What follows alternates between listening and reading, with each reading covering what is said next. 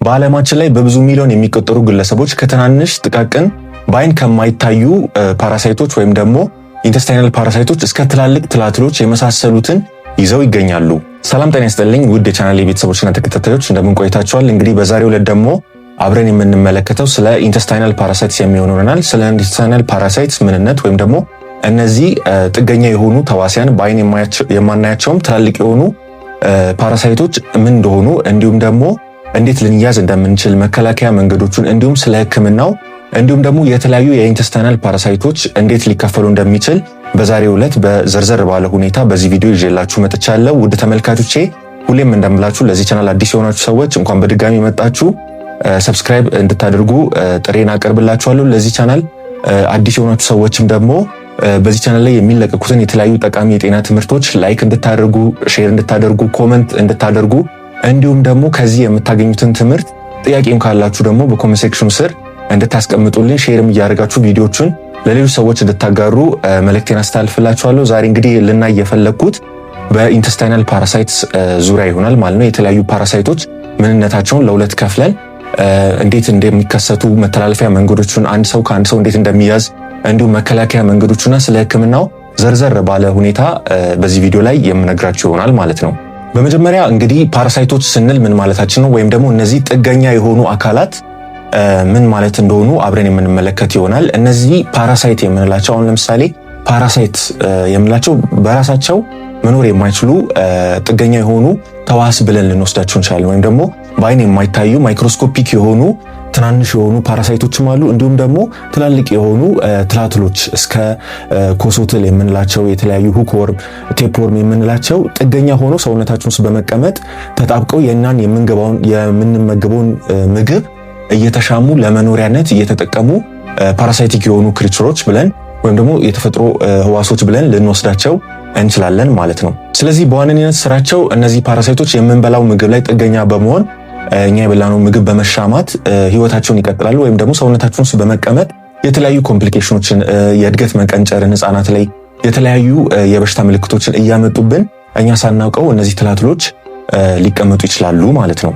እንግዲህ በዋናነት ፓራሳይቶችን በሁለት የምንከፍላቸው ሲሆን እነዚህም ደግሞ ሲንግል ሴል ማይክሮስኮፒክ የሆኑ ማይክሮ ኦርጋኒዝሞች ብለን በመጀመሪያ ልንከፍላቸው እንችላለን።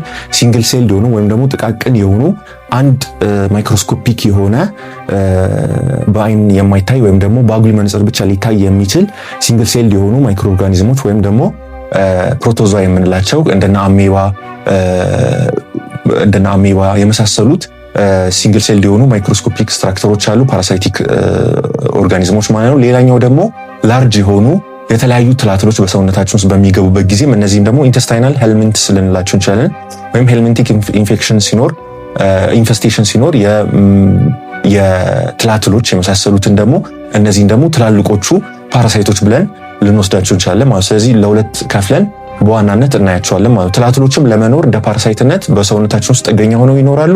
ሌሎች በአይናችን የማናያቸው እንደነ አሜባ የመሳሰሉትም እንቁላላቸውን በመጣል ሰውነታችን ውስጥ በመራባት የሚቀመጡ ጥቃቅን ፓራሳይቶች ናቸው ማለት ነው። ስለዚህ እንግዲህ እነዚህ የተለያዩ ፓራሳይቲክ ኢንፌክሽኖች ወይም ደግሞ ጥቃቅን የሆኑ በአይናችን የማናያቸው እንደነ አሜባ የመሳሰሉ ኢንፌክሽኖችም እንዲሁም ደግሞ ቴፕወርም፣ ሁክወርም የምንለው የመንጠቆ ትል፣ ቴፕወርም የምንለው የኮሶ ትል ሊሆን ይችላል፣ ራውንድ ወርም እንዲሁም ደግሞ የወስፋት ትል የመሳሰሉትን የምንላቸው እነዚህ ፓራሳይቶች ካልታከምናቸው ወይም ደግሞ በጊዜ ተመርምረን ውስጣችን እንዳለ ካላወቅናቸው በዘላቂነት በመቆየት የተለያዩ ለሰውነታችን አደጋን በማድረስ ኮምፕሊኬሽኖችን ያመጡብናል ማለት ነው። ታዲያ እነዚህን የተለያዩ ፓራሳይቲክ የሆኑ ኢንፌክሽኖችን አንድ ግለሰብ እንዴት ሊያዝ ይችላል የሚለውን አብረን እንመለከታለን። እንግዲህ እንዳልኳችሁ እነዚህን ካልታከምናቸው የተለያዩ የእድገት መቀጨጭን ህፃናት ላይ ሊያመጡ ይችላሉ፣ እንዲሁም የተለያዩ ምልክቶችን ሊያመጡ ይችላሉ ማለት ነው። በቅድሚያ የምናየው እንዴት አድርገን ልንያዝ እንደምንችል ወይም በእነዚህ ፓራሳይቲክ ኢንፌክሽኖች እንዴት ልንያዝ እንደምንችል አንድ ባንድ የምነግራችሁ ይሆናል።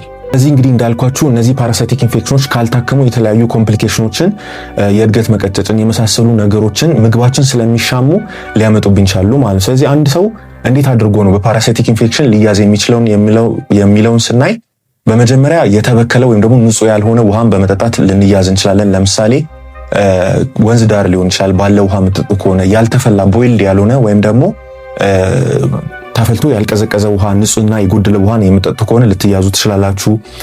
በተጨማሪም ደግሞ ከሽንት ቤት በምትወጡበት ጊዜ እጃችሁን የማትታጠቡ ከሆነ ንጽህና የጎደለው አመጋገብ ስለሆነ በሱ አማካኝነት ልትያዙ ትችላላችሁ። ምክንያቱም እነዚህ ፓራሳይቶች እንቁላላቸውን በሰገራ ውስጥ ወይም በስቱል ስለሚለቁት እነዛን ከሽንት ቤት ስትወጡ በማትታጠቡበት ጊዜ ልትያዙ ትችላላችሁ ማለት ነው። ሌላኞቹ ትላትሎችን ለምሳሌ የምናይ ከሆነ የኮሶ ትል፣ ያልበሰለ ስጋ ወይም ደግሞ ጥሬ ስጋን በተለይ እኛ ሀገር በጣም የተለመደ ነው።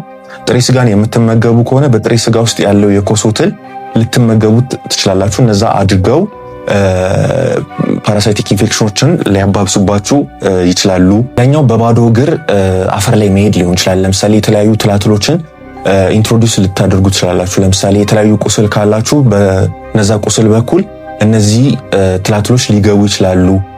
በተጨማሪም ደግሞ የበሰበሱ ፍራፍሬዎችንና አትክልቶችን የምትገዙ ከሆነ ለምሳሌ የምትገዟቸውን አትክልቶችና ፍራፍሬዎች በደንብ ሳታጥቡ ቅጠላቅጠሎቹን ስትበሉ እነዛ ላይ ያሉ የተለያዩ ትላትሎች ሊገቡባችሁ ይችላሉ። እንዲሁም ደግሞ ለምሳሌ ሪቨር ወክ ሊሆን ይችላል።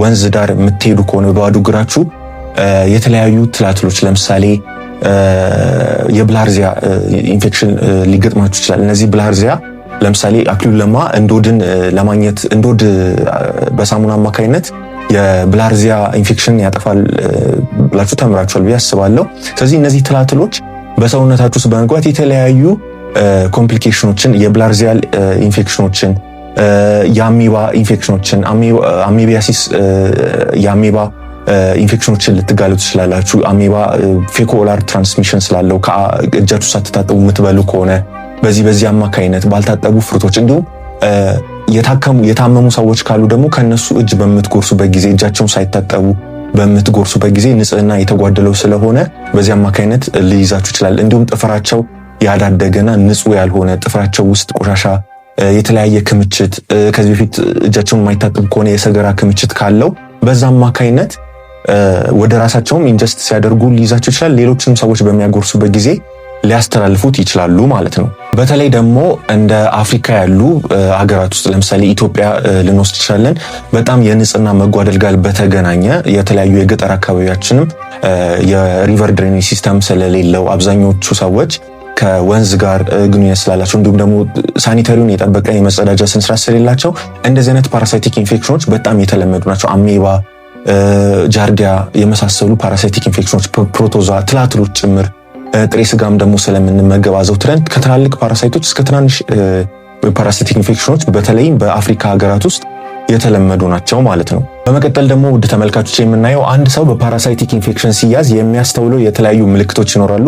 እነዚህ ምልክቶች አብዛኛውን ጊዜ ፓራሳይቲክ ኢንፌክሽን ኖሮባቸው አንዳንድ ሰዎች አሲምፕቶማቲክ ሊሆኑ ይችላሉ ወይም ደግሞ ምልክት አልባ ሊሆኑ ይችላሉ ማለት ነው። ነገር ግን ምልክቶቹ የሚታዩ ከሆነ የዳይጀስቲቭ ትራክት ምልክቶች ብለን ልንከፍለው እንችላለን። እንዲሁም ደግሞ የኒውትሪሽናል ዴፊሽንሲ ምልክቶችን ሊያመጣ ይችላል። እንዲሁም ከግሮዝ እና ከትራይቪንግ ጋር ወይም ከእድገት ጋር በተገናኘ የሚታዩ ምልክቶችን ሊያመጣብን ይችላል ማለት ነው። ከዳይጀስቲቭ ወይም ደግሞ ከምግብ መፈጨት ሂደት ጋር በተገናኘ የሚከሰቱ ምልክቶች ለምሳሌ ከባድ የሆነ የሆድ ቁርጠት ሊያመጣብን ይችላል። ወይም ደግሞ አብዶሚናል ክራምፕ፣ ሎወር አብዶሚናል ክራምፕ የሆድ አካባቢ ህመም ሊያመጣብን ይችላል። ሁለተኛ ደግሞ ዳያሪያ እና ተቅማጥና እንዲሁም ደግሞ ኮንስቲፔሽን ወይም የሆድ ድርቀትን ሊያመጣብን ይችላል። እንዲሁም ደግሞ የማቅለሽለሽና ናውዣ ኤንድ ቮሚቲንግ ሊያመጣብን ይችላል። እንግዲህ እነዚህ እንደ ፓራሳይቶቹ ይወሰናሉ። እነዛ ፓራሳይቶች ለምሳሌ አሜባ ከሆነ ኮምፕሊኬት አድርጎ ወደ ጉበታችሁ በመሰራጨት አሜቢክ ሊቨር አብሰስ፣ ኢንተስታይን አካባቢ ደግሞ የኢንተስታይን ፐርፎሬሽን ጭምር ሊያመጡ ይችላሉ ማለት። ስለዚህ እነዚህ እንደ ኮምፕሊኬሽናቸው ምልክቶቹም ሊለያዩ ይችላሉ ማለት። ግን በዋነኝነት እነዚህ አይነት ፓራሳይቲክ ኢንፌክሽን ሲኖርባችሁ የሆድ ቁርጠት ሊሰማችሁ ይችላል። ትላትሎች ካሉባችሁ እነዚህ የሆድ ቁርጠት፣ የሆድ ህመም ሊኖርባችሁ ይችላል። እንዲሁም ደግሞ ፊንጢጣ አካባቢ የሚሰማ የትላትል ከሆነ ለምሳሌ ስፔሻሊ ማታ እንቅልፋችሁን ከተኛችሁ በኋላ ማታ ላይ የሚበዛ ወይም ደግሞ ወርስ የሚሆን የማሳከክ ፊንጢጣ አካባቢ የትላትል መኖር ስለሚኖር የፊንጢጣ መቆርቆርና ማሳከክ ሊያመጣባችሁ ይችላል ማለት ነው። በተጨማሪም ደግሞ የእድገት ወይም ደግሞ እድገትን ለምሳሌ የእድገት ማነስን ምልክት ወይም ደግሞ የመቀንጨር ምልክቶች በተለይ ህፃናት ላይ የሚበሉትን ምግብ ስለሚሻማባቸው እንዳያድጉ ሊያደርጋቸው ይችላል። እንዲሁም ደግሞ የመማርና የማደግ አቢሊቲያቸውን እንዲሁም ትኩረት የማድረግ አቅማቸውንም እነዚህ ፓራሳይቶች ዲስተርብ በማድረግ ምግባቸውን በመሻማት ሊቀንስባቸው ይችላል ማለት ነው። ሌላኛው የተለያዩ ከኒውትሪሽናል ዴፊሽንሲ ጋር በተገናኘ ደግሞ የክብደት መጠን መቀነስ፣ አንኤክስፕሌንድ የሆነ ዌይት ሎስ ይኖራቸው ይችላል። ወይም ደግሞ ምክንያቱን የማያውቁት የክብደት መጠን መቀነስ ሊያስከትልባቸው ይችላል። እንዲሁም የተለያዩ ኒውትሪሽናል ዴፊሽንሲዎች የአይረን እጥረት ሊያመጣባቸው ይችላል። የተለያዩ የቫይታሚን ጠቃሚ ለእድገት የሚያስፈልጉ ለማሰብ ብቃት የሚያስፈልጉ የተለያዩ ጠቃሚ ንጥረ ነገሮችን ስለሚሻማቸው የእነዚህን እጥረት ሊያስከትልባቸው ይችላል። የሆድ መነፋት፣ የሆድ ውስጥ ጋዝ መከማቸት ሊያመጣባቸው ይችላል።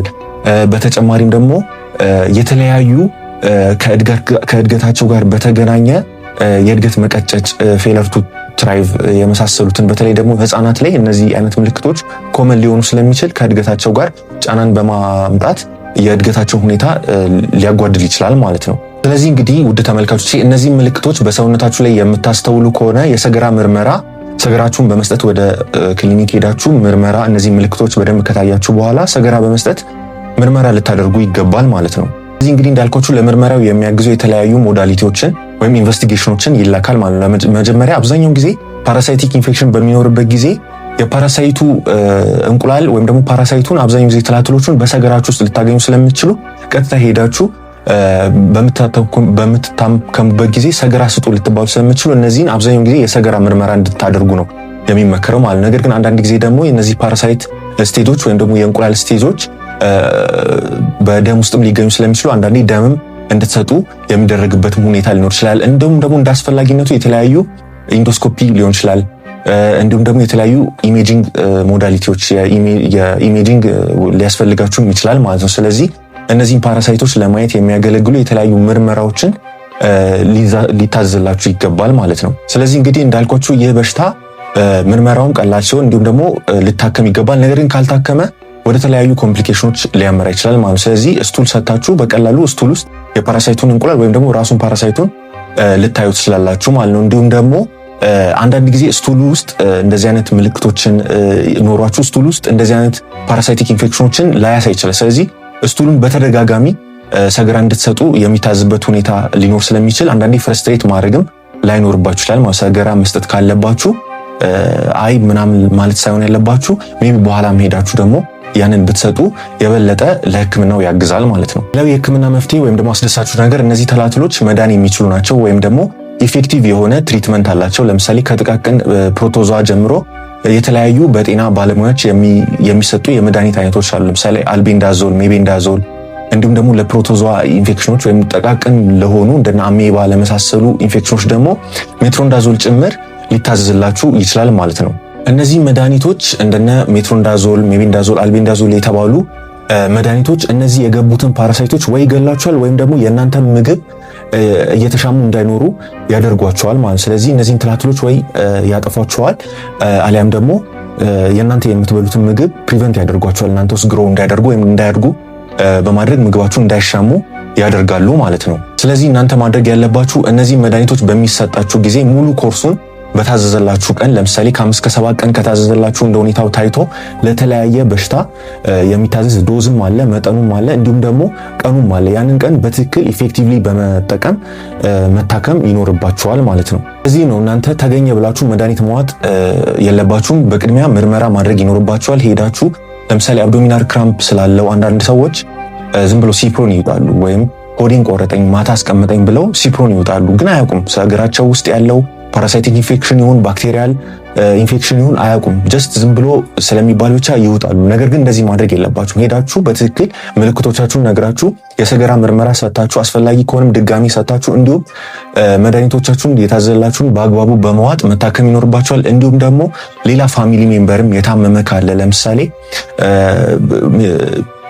የፋሚሊ ሜምበርም እንደናንተ አይነት ምልክት የሚያገኝ ከሆነ ሊመረምርና መድኃኒቱ ሊሰጠው ይገባል ማለት ነው። ስለዚህ የታዘዘላችሁን ሙሉ ኮርስ በአግባቡ ከምርመራ በኋላ መዋጥ ይኖርባችኋል ማለት ነው። በመቀጠል ደግሞ ውድ ተመልካቾች በእነዚህ ፓራሳይቲክ ኢንፌክሽኖች ወይም ደግሞ በተለያዩ ፕሮቶዞዋል ኢንፌክሽኖች ትላትሎች ላለመያዝ ምን ማድረግ እንዳለብን ነግራችኋለሁ። እንግዲህ እነዚህ ፓራሳይቲክ ኢንፌክሽኖች ለመታከም ግዴታ መጠንቀቅ አለብን። መጠንቀቅ ደግሞ ፈርዘር የሆኑ ኮምፕሊኬሽኖች በሽታው እንዳይዘን ለማድረግ የምናደርገው ጥንቃቄ ስለሆነ አንጀታችን ውስጥ የሚገቡ ፓራሳይቶችን ከመያዛችን በፊት ወይም ደግሞ እነሱን ለማከም ከምናደርገው ዋና ወሳኝ ሂደት ውስጥ በዋናነት መከላከል ወይም ደግሞ ፕሪቬንሽን ላይ ማተኮር ይኖርብናል ማለት ነው። ስለዚህ እንዴት አድርገን ነው እነዚህ ፓራሳይቲክ ኢንፌክሽኖች እንዳይዘን የምናደርገው? ቅድም ያልኳችሁን አጋላጭ የሆኑ ምክንያቶችን መቀነስ ይኖርብናል ማለት ነው። እጃችንን በአግባቡ በሳሙናና በንጹህ ውሃ መታጠብ ይኖርብናል። በተለይ ከሽንት ቤት በምትወጡበት ጊዜ በአግባቡ እጃችሁን በንጽህና መታጠብ ይኖርባቸዋል። እንዲሁም ደግሞ ንጹህ ውሃን የተፈላ ውሃና ንጹህ ውሃ ሪቨር ወተር ሳይሆን ከወንዝ ዳር የሚገኝን ውሃ ሳይሆን የተፈላና የተጣራ ውሃን ቦይልድ የሆነ ውሃን መጠጣት ይኖርባቸዋል። እንዲሁም ደግሞ የተለያዩ ሪቨር ካለ ወይም ደግሞ ፖንድ አካባቢ ኩሬዎችን እነዚህን ድሬን ማድረግና እንትን ማድረግ መከላከል ይኖርባቸዋል። እንዲሁም ደግሞ የተለያዩ ጥሬ ስጋን የምትመገቡ ከሆነ ጥሬ ስጋችሁን ማብሰል ይኖርባቸዋል። እንዲሁም ደግሞ የምትበሉ ሰዎች ካላችሁ የጥሬ ስጋው የታከመ መሆን አለበት ወይም ከትላትሎች ነፃ መሆኑን ማረጋገጥ ይኖርባቸዋል። እንዲሁም ደግሞ የተለያዩ አትክልቶችንና ፍራፍሬዎችን በምትገዙበት ጊዜ እነዛን አትክልቶችና ፍራፍሬዎች አገላብጣችሁ ማየት፣ ዙሪያውን አገላብጣችሁ ማየትና እነዛን ፍራፍሬዎችና ጥራጥሬዎች ንጽህናቸውን ውስጣቸው ያለ ትላትል ከሌለ እንዲሁም ደግሞ ይዛቻቸው ከመጣችሁ በኋላ ደግሞ ስትመገቡ በደንብ ማጠብ መዘፍዘፍ ይኖርባቸዋል። የተለያዩ ቆስጣ ምናምን የምትገዙ ከሆነ እነሱ ላይ ያሉትን የተለያዩ ትላትሎች ሪሙቭ ማድረግ ማጠብ ይኖርባቸዋል። በተጨማሪም ደግሞ የተለያዩ የግል ንጽህናችሁን መጠበቅ ይኖርባቸዋል። ጥፍራችሁን ማሳደግ የለባችሁም። ጥፍራችሁን በአግባቡ መቆረጥ ይኖርባቸዋል። እንዲሁም በባዶ እግራችሁ አፈር ላይ መሄድን አይኖርባችሁ ማለት ነው። አፈር ላይ የምትሄዱ ሰዎችም ስፔሻሊ ቤርፉት መሄድ አይኖርባችሁም ማለት ነው። ስለዚህ እነዚህን ተግባራት በማድረግ የፓራሳይቲክ ኢንፌክሽኖችን ራሳችሁን መከላከል ትችላላችሁ ማለት ነው። እንዲሁም ደግሞ ሆምሜድ የሆኑ ለምሳሌ እንደነ ፐምፒንግ ሲድ የመሳሰሉ ወይም ደግሞ የዱባ ፍሬ ሊሆን ይችላል፣ የፓፓያ ፍሬ፣ ጋርሊክ ወይም ደግሞ ነጭ ሽንኩርት አክቹዋል ትሪትመንቱን ሪፕሌስ ማድረግ ባይችሉም ወይም ደግሞ መድኃኒቶቹን ሪፕሌስ ማድረግ ባይችሉም ነገር ግን ለአንጀት ጤና በጣም ጠቃሚ ስለሆኑ የእነዚህን ፓራሳይቲክ ኢንፌክሽኖች የመራባት እድል ዝቅተኛ ያደርጋሉ። ነገር ግን ይህ ማለት እነዚህን መጠቀም አለባችሁ ሳይሆን ኤራዲኬት ማድረግ የሚችሉ ከምርመራ በኋላ የሚሰጡ መድኃኒቶችን በአግባቡ መጠቀም ይኖርባቸዋል ማለት ነው። እንግዲህ ውድ ተመልካቾቼ በዛሬው ቪዲዮ ላይ ስለ ኢንተስታይናል ፓራሳይትስ የምንላቸውን በግርድፉ ወይም ደግሞ በተቻለኝ መጠን እንዲገባችሁ አድርጌ ለእናንተ ይዤላችሁ መጥቻለሁ። በቀጣይ ቪዲዮ ከቻልኩ የተለያዩ ኢንተስታይናል ፓራሳይቶች እንደነ አሜባ፣ ጃርዲያ እንዲሁም የተለያዩ ትላትሎች፣ ኮሶትል የመሳሰሉትን ዘርዘር ባለ ሁኔታ ለእናንተ ለማቅረብ እሞክራለሁ። እንግዲህ ቪዲዮ ላይ የተመቻችሁን ሀሳብ በኮሜንት ሴክሽን ስር አስቀምጡልኝ። ለዚህ ቻናል አዲስ የሆናችሁ ሰዎች በድጋሚ ሰብስክራይብ አድርጉ ማለት ፈልጋለሁ። በዚህ ቻናል ላይ ያገኛችሁትን የተለያዩ እውቀቶች ጠቃሚ እንደሆኑ ሙሉ እምነቴ ነው። እንዲሁም በዚህ ቪዲዮ ላይ ስለ ኢንተስታይናል ፓራሳይት ምንነት፣ እንዴት አድርገን መክፈል እንደምንችል፣ መከላከያ መንገዶቹን፣ ኮዞቹን እንዲሁም ደግሞ እንዴት ሊይዘን እንደሚችል እንዲሁም ሕክምናውን ዛሬ ለማየት ችለናል ማለት ነው። እንግዲህ በድጋሚ በዚህ ቻናል ላይ ያላችሁን ኮሜንትና አስተያየት አስቀምጡልኝ። ሰብስክራይብ እንድታደርጉ ከወዲሁ አበረታታችኋለሁ። በቀጣይ ደግሞ በተመሳሳይ የጤና ቪዲዮ አብረን እስከምንገናኝ ድረስ መልካም ቆይታ